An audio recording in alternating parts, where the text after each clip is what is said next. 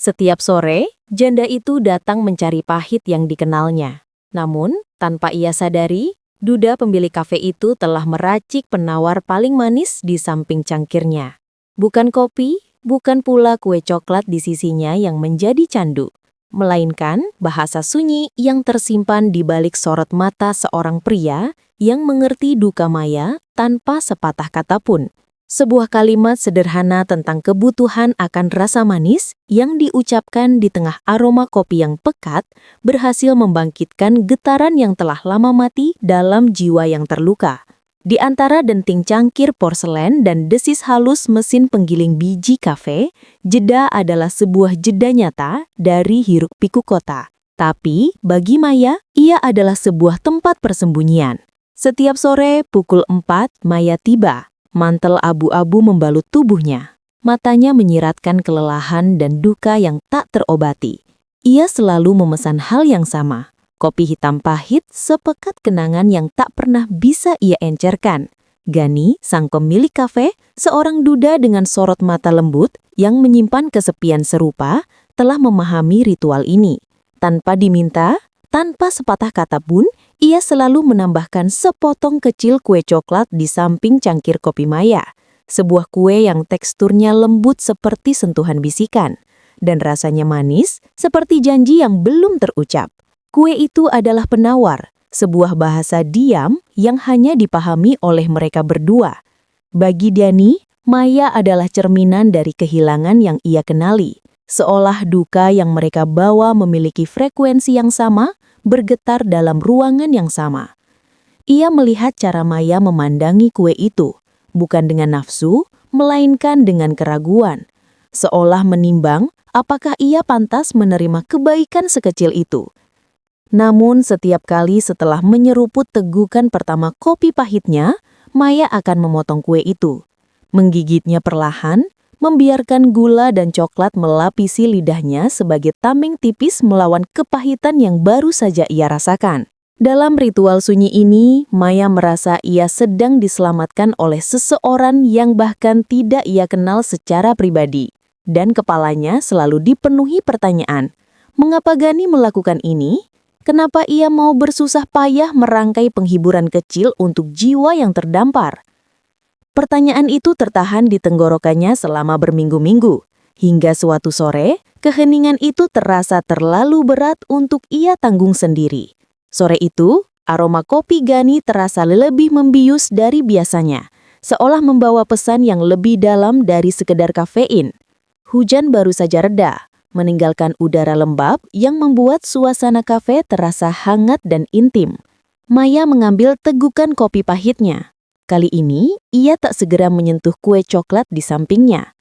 Ia mengangkat pandangan, matanya yang biasa teduh kini menatap lurus ke arah Gani yang sibuk menggelap meja di seberang ruangan. Ada jeda yang panjang di mana hanya bunyi detak jam dinding yang terdengar. Jantung Maya berdetak lebih cepat. Ia merasa seperti akan melanggar sebuah sumpah suci. Akhirnya dengan suara yang lebih rendah dan serak dari yang ia duga, Maya bertanya, "Gani?" Panggilnya lembut. Gani berbalik, senyum tipis terukir di wajahnya. "Ya, Maya?" Ia membalas, menyebut nama itu dengan keakraban yang terasa menenangkan. Maya menunjuk kue coklat itu. "Kenapa?" Hanya satu kata, namun membawa seluruh beban pertanyaan selama berminggu-minggu. Gani melangkah mendekat, bersandar di counter dan sorot matanya yang hangat kini bertemu dengan mata Maya. Ia tidak tertawa atau meremehkan. Ia menjawab dengan ketulusan yang murni. "Karena saya tahu ada yang butuh sedikit rasa manis dalam hidupnya." Kalimat itu diucapkan dengan nada yang begitu lembut, meresap jauh ke dalam hati Maya, lebih dalam dari suntikan kafein manapun. Kata-kata itu seolah membuka gembok yang selama ini mengunci dadanya. Sejak saat itu, kopi pahit Maya tak lagi terasa sama.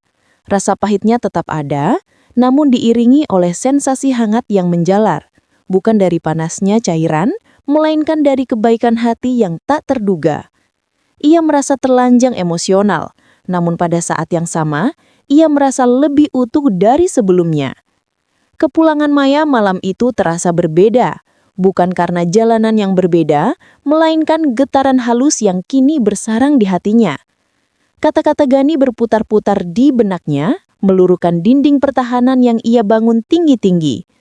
Keesokan harinya, ia kembali ke Jeddah pada waktu yang sama. Ia memperhatikan Gani dengan intensitas baru. Duda itu bekerja dengan ketenangan, dengan gerakan tangan yang terampil dan anggun saat meracik minuman. Ia melihat guratan duka halus di sudut mata Gani, yang ia sadari selama ini tersembunyi di balik senyum profesionalnya. Ia menyadari bahwa Gani bukan hanya seorang pemberi kenyamanan, melainkan juga seorang penerima duka yang tak diundang. Saat Gani meletakkan cangkir kopi hitam dan kue coklat di mejanya, tatapan mereka bertemu sebentar. Dan dalam sekejap itu, sebuah arus tak kasat mata mengalir. "Terima kasih," bisik Maya, suaranya hampir tak terdengar. Gani hanya mengangguk. Senyumnya kini tampak lebih tulus, tidak hanya ramah. Maya menyesap kopinya. Dan entah sugesti atau keajaiban, kepahitan itu seolah telah dicampur dengan sedikit madu. Ia menggigit kue coklat itu. Teksturnya yang lembut, lumer di lidah, memicu sensasi kehangatan yang tak ia rasakan sejak lama. Itu adalah kehangatan yang bukan berasal dari oven, melainkan dari kebaikan hati yang tak terduga. Ia memperhatikan ujung jari Gani yang baru saja menyentuh piring kue itu, dan ia membayangkan kehangatan yang sama menjalar jika jari-jari mereka bersentuhan. Imajinasi kecil itu melahirkan aliran halus dalam dirinya, sensasi yang sudah lama ia lupakan, sensasi akan adanya kemungkinan. Ia duduk lebih lama hari itu, menikmati kebersamaan dalam kesunyian, menyadari bahwa ia tidak lagi sendirian dalam ruang dukanya. Sore itu kafe Jeddah benar-benar memenuhi namanya. Gerimis tipis turun di luar menciptakan suara berirama yang memecah kesunyian yang tersisa di ruangan. Selain mereka berdua, kafe itu kosong. Maya menikmati suasana yang semakin terasa seperti ruang tamu pribadi. Gani setelah selesai membersihkan mesin kopi, mengambil tempat duduk di bangku di belakang counter tak jauh dari meja Maya. Ia tidak berbicara, hanya menemani. Kehadirannya adalah sebuah kenyamanan yang hening. "Kafe ini sepi sekali hari ini," ujar Maya sekedar untuk memecah keheningan yang mulai terasa berat oleh beban emosi yang tak terucapkan. Gani mengangguk. "Ya, saya suka hari seperti ini. Lebih tenang, mengingatkan saya pada keheningan di rumah setelah..." Ia terdiam tak melanjutkan kalimatnya. Maya tahu maksudnya. Keheningan yang ditinggalkan oleh orang yang kita cintai. Keheningan itu menusuk. Namun kini, dengan kehadiran Gani, ia terasa sedikit tertahankan. "Di rumah saya, sepi itu sering terasa seperti jeritan," balas Maya, jujur pada perasaannya. Gani menatapnya dengan lembut. "Itu sebabnya saya ada di sini, di antara orang, agar kesepian itu setidaknya memiliki aroma kopi." Jawabannya tulus dan terbuka, membuka celah kecil bagi Maya untuk melihat lebih dalam ke hati Gani, yang juga terbuat dari serpihan-serpihan. Mereka berbagi pandangan yang mendalam, sebuah pengakuan tanpa kata bahwa mereka adalah dua jiwa yang sedang menari dengan bayangan masa lalu. Dalam tatapan itu, Maya melihat bukan sekedar seorang pemilik kafe, tetapi seseorang yang mengerti bahwa kesedihan tidak membutuhkan nasihat, melainkan hanya membutuhkan teman yang mau merasakan kehadirannya. Rasa iba dan ketertarikan yang halus mulai bercampur. Di tengah percakapan ringan yang akhirnya mereka mulai, tentang buku dan cuaca, tangan Maya tak sengaja menyenggol cangkir kopinya. Kopi hitam itu tumpah, menciptakan noda gelap di atas meja. Keterjegutan itu membuat Maya terperangah. "Astaga, maafkan saya, Gani," serunya cemas. Sebelum ia sempat mengambil serbet, Gani sudah berada di sisinya. Ia membawa lap kencing dan mulai mengelap cairan pahit itu dengan gerakan cepat dan efisien. Gerakan mereka berdua begitu dekat, hampir bersentuhan. Gani berjongkok sedikit di samping kursi Maya, fokus pada noda kopi. Pada saat itulah, jari-jari mereka bersentuhan. Bukan sentuhan yang disengaja, hanya gesekan ringan. Namun, dampaknya terasa seperti gelombang panas yang tiba-tiba mengalir. Jari-jari Gani terasa hangat dan kuat. Kulitnya sedikit kasar karena pekerjaan. Maya merasakan sensasi getar di sekujur lengannya, seolah semua syarafnya mendadak terjaga. Gani menarik tangannya dengan cepat, namun tidak sebelum ia sempat merasakan kehangatan yang sama di tangan Maya. Mereka berdua terdiam sesaat. Keheningan yang sekarang tercipta adalah keheningan yang tegang syarat dengan makna yang baru. Wajah Gani sedikit memerah, dan ia kembali berdiri ke balik counter. "Sudah bersih," ucapnya. Suaranya terdengar sedikit serat. Maya hanya bisa mengangguk. Ia meraih kue coklatnya, memegang potongan itu di ujung jarinya, dan ia merasakan kehangatan dari kue itu kini terasa seperti sisa kehangatan sentuhan Gani. Kejadian itu membuka mata Maya pada kenyataan bahwa ia masih memiliki kemampuan untuk merasakan gairah dan ketegangan. Sesuatu yang ia pikir telah mati bersamanya. Seminggu setelah insiden sentuhan yang mengguncang itu, Maya datang ke kafe jeda dengan tekad baru. Ia telah memutuskan ia tidak ingin lagi hanya memesan kepahitan. Ia ingin memesan sesuatu yang mewakili langkah kecil menuju masa depan yang lebih terang. Ketika Gani berdiri di hadapannya, pena dan buku catatan siap di tangan, Maya tersenyum. Senyum yang benar-benar sampai ke matanya. Sesuatu yang jarang ia lakukan di kafe itu. "Hari ini saya ingin mencoba sesuatu yang berbeda," katanya, suaranya penuh antisipasi. Gani mengangkat alisnya, tertarik. "Apapun yang Anda inginkan, Maya." "Saya ingin latte karamel yang manis. Dan bisakah saya mendapatkan 2 potong kue coklat hari ini?" Permintaan itu terasa seperti sebuah deklarasi kemerdekaan. Gani tertawa, sebuah suara rendah dan hangat yang membuat hati Maya berdesir. Tawa itu tulus, penuh kegembiraan melihat perubahan kecil ini. Tentu saja, ini adalah langkah yang sangat baik Maya. Karamel latte dan 2 kue coklat. Gani meracik latte itu dengan perhatian khusus. Hiasan busa yang ia buat tampak seperti sebuah karya seni kecil. Ketika pesanan itu disajikan, Gani tidak segera pergi. "Apa yang membuat Anda memutuskan untuk mengubah pesanan hari ini?" tanyanya. Matanya menunjukkan rasa ingin tahu yang dalam. Maya menyesap karamel latte yang manis. Rasa manis itu membanjiri lidahnya, terasa seperti perayaan kecil. "Karena saya rasa saya siap untuk mencoba menambahkan sedikit lebih banyak manis dalam hidup saya. Dan saya rasa saya tahu dari mana asalnya dorongan itu," jawab Maya menatap lurus ke mata Giani. Komentar itu adalah pengakuan halus, sebuah isyarat yang tidak bisa disalahartikan. Gani membalas tatapan itu dan senyumnya melebar. Pergantian pesanan itu membuka pintu bagi percakapan yang lebih pribadi. Gani mulai duduk di meja Maya, berbagi cerita singkat di antara waktu sibuk kafe. Pada suatu sore yang sunyi, Gani berbagi cerita tentang masa lalunya. Tanpa menyebutkan nama istrinya yang telah tiada, dia selalu bilang bahwa hidup itu sudah cukup keras. Jadi, kita harus selalu mencari rasa manis dimanapun kita bisa menemukannya, ujar Gani tatapannya menerawang. "Dulu saat kami bertengkar kecil, dia selalu meninggalkan sepotong coklat di bantal saya. Itu adalah cara dia mengatakan maaf tanpa kata-kata." Maya mendengarkan dengan penuh perhatian. Ia kini mengerti, kue coklat itu bukan hanya untuk Maya, tapi juga untuk mengenang filosofi hidup istrinya dan mungkin untuk Gani sendiri. "Itu indah," bisik Maya. "Suami saya, dia bukan tipe yang suka hal-hal manis. Dia selalu bilang manis itu terlalu jujur. Dia lebih suka hal-hal yang rumit seperti teka-teki silang yang tak pernah selesai."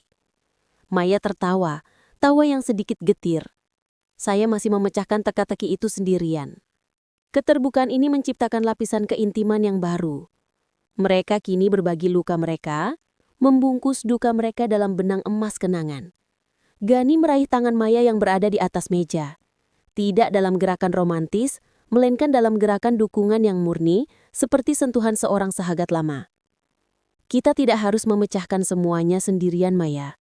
Ada baiknya, sesekali kita berbagi beban," ujarnya. Sentuhan itu, meskipun singkat, terasa seperti jangkar yang menahan Maya agar tidak hanyut dalam arus kesedihan.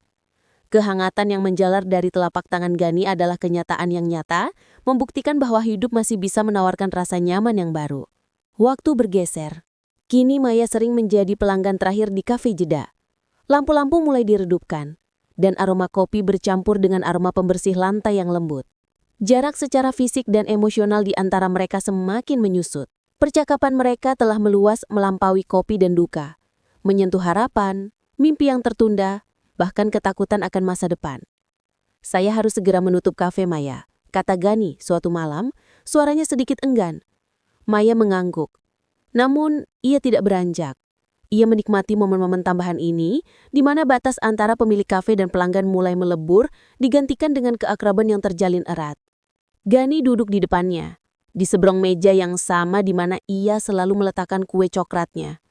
Ia memandangi Maya, mata mereka bertemu dalam kehangatan yang lembut.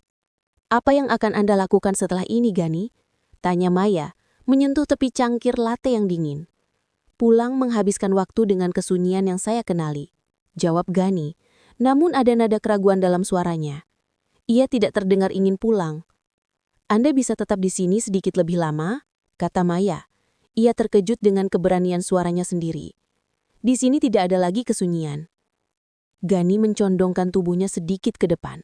Jarak fisik di antara mereka kini terasa kecil, namun syarat dengan potensi. "Saya ingin tahu, Maya," bisik Gani, suaranya menjadi sangat rendah. "Apa yang ada di luar kafe ini? Maukah Anda menunjukkan pada saya apa yang Anda lakukan ketika Anda tidak sedang meminum kopi dan menghindari rasa manis?" Kata-kata itu adalah undangan terselubung, sebuah jembatan yang ia coba bentangkan menuju kehidupan Maya di luar zona nyaman ini. Malam itu, setelah jeda panjang yang terasa seperti keabadian, akhirnya Maya menjawab undangan Gani. Ia memandang keluar jendela, ke jalanan yang basah oleh sisa hujan. Ia merasakan tarikan yang kuat antara kenyamanan masa lalu yang ia pegang teguh dan rasa penasaran yang mendesak akan masa depan. "Di luar kafe ini, Gani," kata Maya menatapnya, "ada kehidupan yang sedikit menakutkan dan sedikit membingungkan." Gani tersenyum penuh pengertian. "Itu wajar, tapi saya tidak akan meminta Anda untuk bergegas. Saya hanya ingin Anda tahu bahwa ada rasa manis yang lain di luar kue coklat ini yang mungkin menunggu Anda." Ia kemudian mengambil napas dalam, mengambil langkah yang lebih berani. "Maukah Anda makan malam dengan saya, Maya? Bukan sebagai pemilik kafe dan pelanggan, sebagai Gani dan Maya di tempat yang tidak berbau kopi." Pertanyaan itu adalah titik balik. Maya merasakan denyutan di dadanya, gabungan rasa takut dan kegembiraan yang memabukkan. Menerima undangan ini berarti ia secara resmi melepaskan dirinya dari ritual kesedihan yang telah menjadi identitasnya selama ini. Ia memikirkan kopi pahit, kue coklat, dan senyum Gani yang tulus. Ia menyadari bahwa ia telah menerima rasa manis dalam hidupnya sepotong demi sepotong. Maya mengangguk, sebuah gerakan kecil namun penuh makna. "Saya mau, Gani," jawabnya suaranya mantap. "Tapi Anda harus bersabar. Saya sudah lama tidak menari dengan harapan." Gani mengulurkan tangannya di atas meja, bukan untuk menyentuh, melainkan untuk menawarkan. "Saya punya banyak waktu karena saya sudah menunggu Anda sejak lama tanpa Anda sadari." Kencan pertama mereka terjadi 2 hari kemudian. Bukan di restoran mewah, melainkan di sebuah taman yang tenang. Saat senja mulai menyelimuti, Gani dan Maya berjalan bersambingan. Obrolan mereka ringan dan penuh tawa, menghilangkan ketegangan yang ada di kafe. Maya mengenakan gaun berwarna lembut dan ia merasa dirinya lebih ringan, seolah beban duka itu telah terangkat. Saat mereka duduk di bangku kayu di bawah pohon besar, hening kembali menyelimuti mereka. Namun hening ini tidak lagi syarat kesedihan, melainkan penuh antisipasi. Gani menoleh ke arah Maya, dan ia meraih tangan Maya, kali ini dengan niat yang jelas. Jari-jari mereka berjalin, kehangatan itu mengalir. Lebih kuat dari sentuhan tak sengaja di kafe. Maya merasakan aliran listrik halus menyusup ke seluruh tubuhnya, sensasi yang hangat dan menggairahkan yang mengingatkannya bahwa ia adalah seorang wanita yang utuh. Gani memiringkan kepalanya sedikit. Pandangannya mengunci pandangan Maya. "Kue coklat itu," bisik Gani. Suaranya dalam. "Tiada karena saya ingin mengetahui bahwa Anda berharga untuk diperhatikan. Bahwa Anda berhak mendapatkan rasa manis." Maya tersenyum, pipinya memerah. "Dan sekarang?" tanya Maya, suaranya bergetar. Gani membawa tangan Maya ke bibirnya, menciumnya dengan lembut. Matanya tak pernah lepas dari mata Maya. "Sekarang saya ingin menjadi sumber rasa manis itu secara langsung." Ia tidak mencium bibir Maya, namun mendekatkan wajahnya, membiarkan nafasnya yang hangat membelai pipi Maya, menciptakan ketegangan sensual yang teramat intim. Maya memejamkan mata, membiarkan dirinya tenggelam dalam kehangatan dan gairah yang lama hilang. Ia tahu rasa pahit di masa lalunya tidak akan pernah hilang sepenuhnya, Namun, kini ia memiliki janji manis yang lebih nyata dan hangat untuk menemaninya. Mereka duduk di sana, di bawah langit senja, berbagi sentuhan yang menjanjikan sebuah awal yang lembut dan membara. Setelah hanyut dalam pahitnya kopi Maya dan manisnya kue coklat Gani, bukankah hati Anda ikut merasakan kehangatan yang menjalar itu? Jika Anda terhanyut dengan intimasi dan chemistry halus di setiap bab, tunjukkan dukungan Anda. Like video ini sebagai isyarat bahwa Anda juga butuh sedikit rasa manis dalam hidup Anda. Jangan lupa subscribe agar Anda tidak ketinggalan kisah-kisah cinta romantis dan menggugah lainnya yang siap membangkitkan gairah emosional Anda.